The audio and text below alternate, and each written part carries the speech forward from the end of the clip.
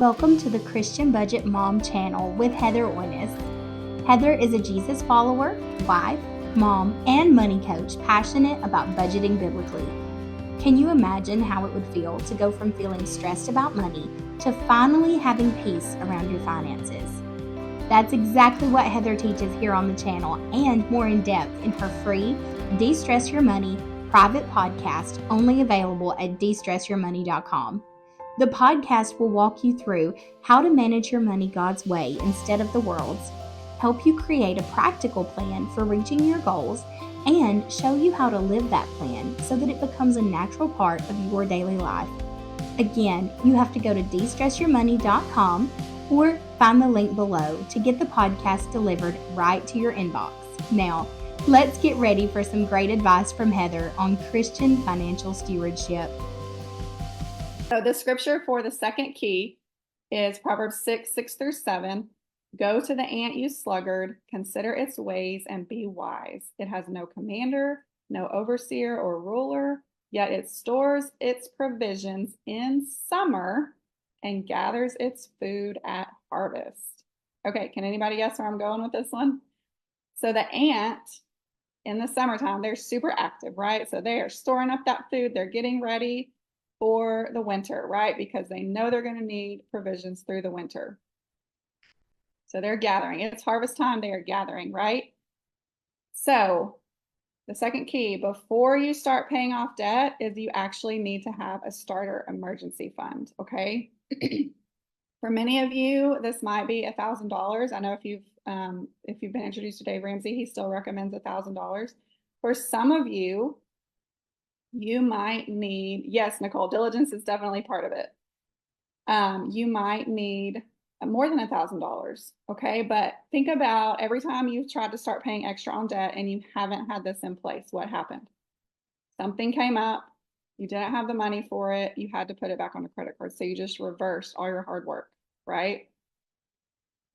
So that's the first thing. Oh, Camilla, I love that. That's your top goal this year. Yes, absolutely. Now, y'all remember this is a starter emergency fund. This does not mean, oh, if I lose my job, I need this many months of income to make up for it or whatever. No, this is a start so that whenever you start paying off debt, when something happens, you can come back to this and have it in place if you need it, okay?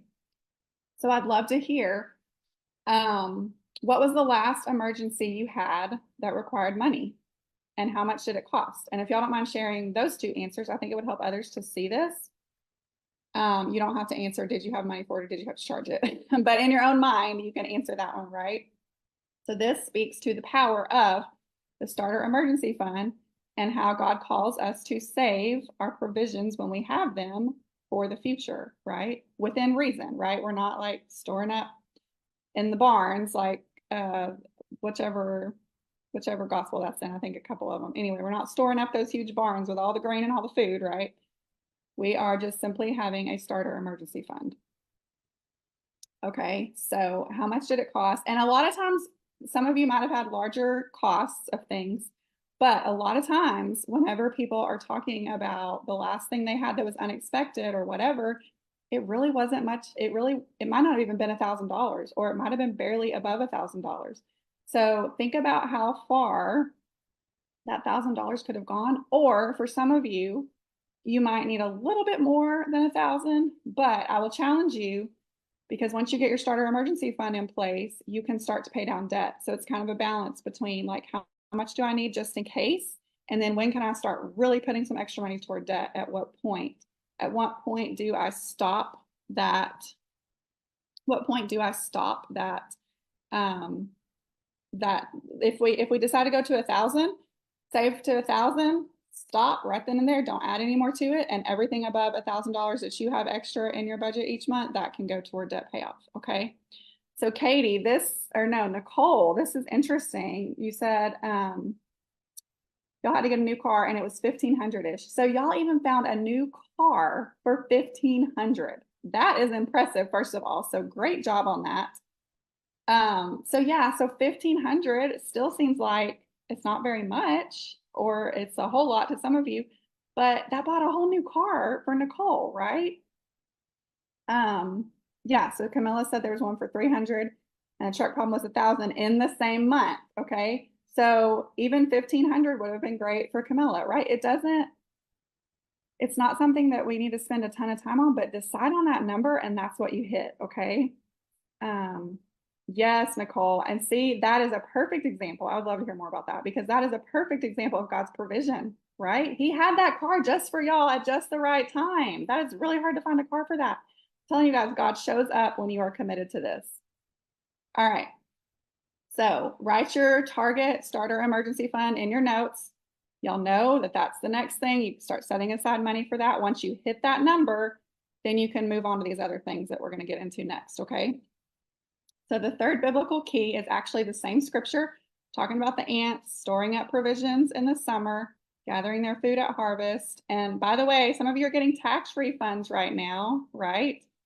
So is this your summer? Is this your harvest? And how are you going to prioritize it? Okay. The third biblical key is short-term savings or sinking funds. Some of you, again, if you heard from the Dave Ramsey program or listen to his podcast, that he's probably the most popular one these days, that he calls them sinking funds. So what this actually is anything that you know is coming. So for many of my clients, a lot of my clients actually come into coaching and they need new tires. Like they needed new tires yesterday because if it rains and they drive on the road, they're about to slide off that road. Okay. And it's very dangerous. So we immediately start a sinking fund for tires, right? A short-term savings fund for tires. So some of them like a dental procedure, like y'all don't put off your dental procedure for too long or it's going to be an even bigger deal in your mouth and in your finances. Okay. So what do you know about right now that you will need money for in the near future? So I'm talking the next 2, 3, 4, maybe 6 months, if you can think that far ahead, but you probably have something that's coming up in the next 1 or 2 months that you're like, oh, I just hope these tires, I hope these tires are going to be good. I'm just praying that I'm going to be safe. And right, like there's a certain point where we got to do our part and replace those tires, right? We can't be going on low tread. Another client is her son's wedding is in a couple months. So she is making sure that they're going to have that money for the rehearsal dinner and for the hotel and all of that. That's what her short-term savings is right now because the last thing she wants to do at this point is go to the wedding, which she's going to have to travel for, and then have to swipe her credit card to pay for things. She is done. She's committed to this. Katie, yes, tires. I know, girl. See, it is so common. So this is your thing. Put this in your notes, okay? Go ahead and start saving for it. And then think about too, as you save for this, you're less likely to need that emergency fund. You can use your emergency fund if it becomes a point where you need to replace those tires, right? If that's literally becomes an emergency. But if you can save for this before then think how awesome that would be.